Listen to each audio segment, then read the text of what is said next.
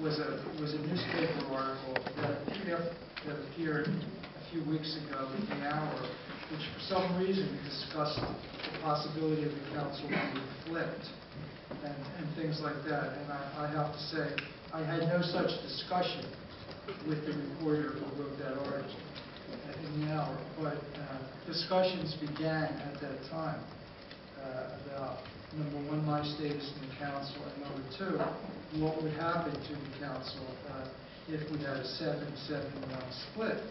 Now, I would like to, this has been spinning out of control, and what I would like to do is to say that I never officially resigned from the Republican caucus. I let Mr. Petrini and Mr. Hempstead know that I had severe reservations with the activities of one caucus member, and that I would limit my participation in the caucus until that issue was resolved. And at no time did Mr. Petrini, the majority leader, consider me as a non-member of the caucus. We stayed in touch. He sent me information about caucus meetings. I've had several discussions with Mr. Hempstead on the possibility of my returning to the caucus when this issue was resolved. Mr. Hempstead just called me when there were issues that he wanted my opinion about, to find out if we were on the same page. So I've always been in contact with the caucus, even though this issue was spinning out of control in the press and everywhere else. I talked today with Mr. Petrini. We have a plan to resolve the concerns that I raised several weeks ago, and I think there'll be a healthy outcome for both me and for the Republican caucus. And after missing 2 caucus meetings, I returned to the Republican caucus this evening. So my view is that the status quo in the council never really changed. We are where we have always been, technically, where we were. And that any motion to rework the council or to redistribute the committee chairs and things like that, I think should be considered a moot point. Most of it was based on a misconception. I think I caused a lot of people to spend a lot of time checking out law books, state statutes, spend a lot of time on the phone. I apologize if I implied something other than what I just stated, but you can, sure Mr. Petrini would back me up and Mr. Hempstead. We never stopped communicating on how we could resolve the problems that I brought up before, and I never officially resigned from the Republican caucus, which would have to be done for me to leave the caucus, considering my status. Thank you. Mr. Sims? Yeah, I want to address Mr. Kimmel on those points. I don't believe that there was a misconception here.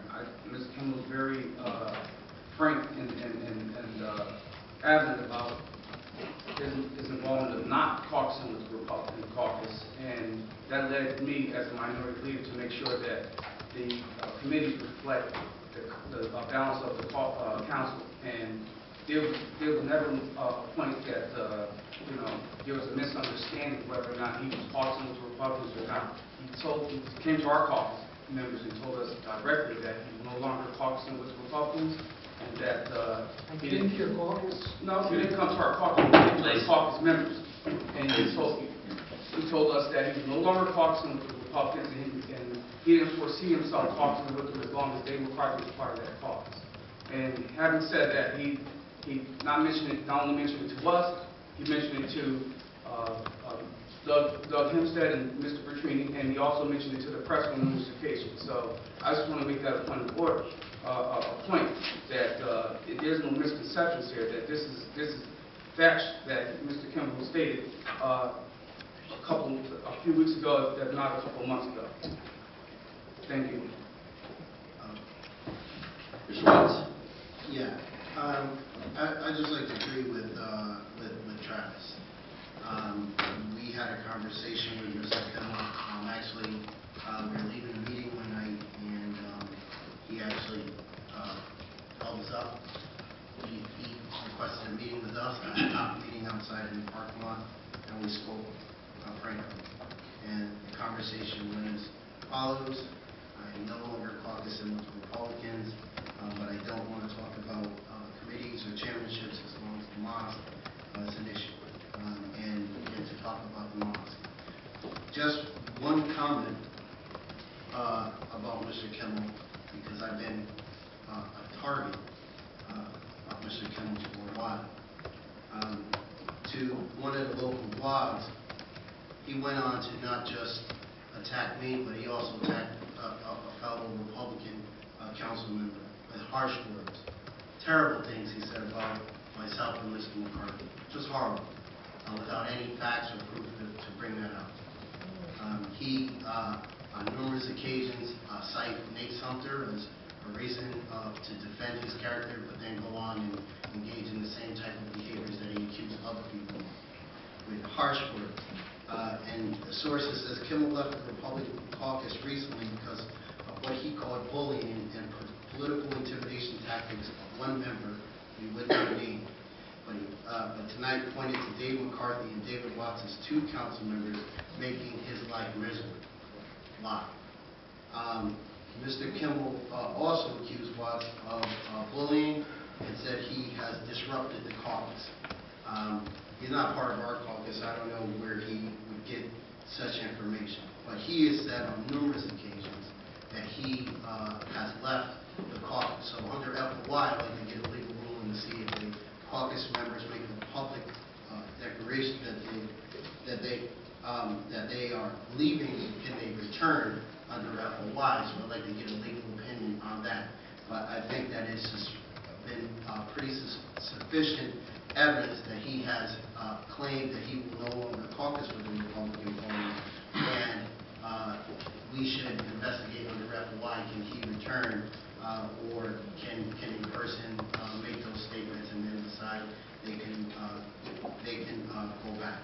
I just think that, you know, Mr. Kimmel has had a history of doing this, going back as far as 2002 and throwing the council into chaos. He left the caucus in 2002 and the Board of Ed. He also changed his party affiliation. Mr. Kimmel has done this on numerous occasions. And also, to take it one step further, Kimmel also organized the meeting, which time constraints had us where we couldn't attend with our caucus.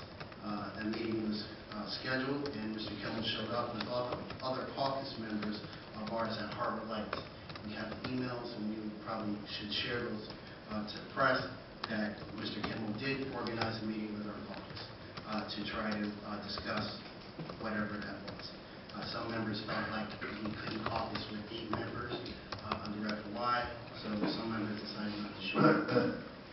I just feel that maybe the legal counsel should look into FOI once a